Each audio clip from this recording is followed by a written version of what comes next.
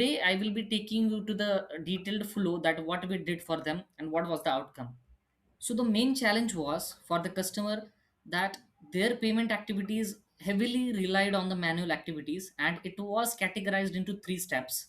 First one is vendor payment initiation, that from their SAP system they had to initiate payments to the vendor through file based communications earlier.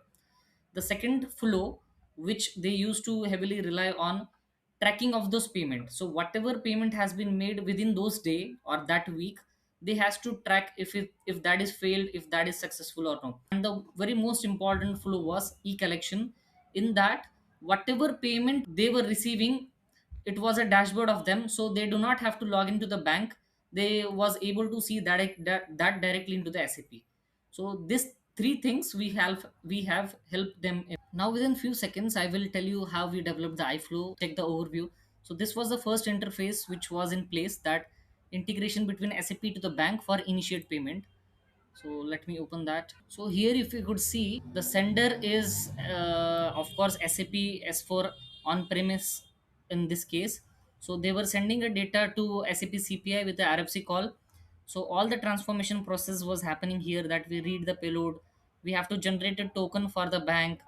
There is a unique identifier here. We have to encrypt the payload in two manners, so that is JWS and JWE.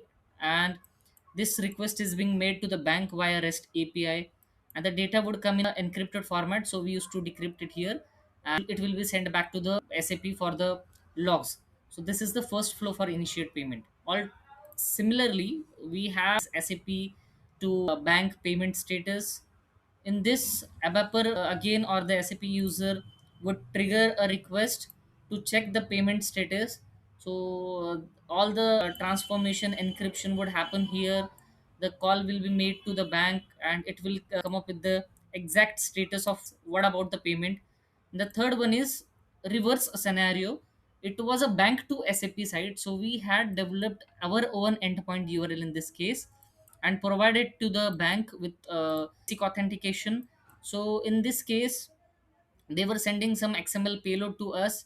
With the help of the RFC, we were pushing it to the SAP and giving back them a response. All three iFlows, if put together, was creating a life cycle of the payment, which helped the client achieve good results.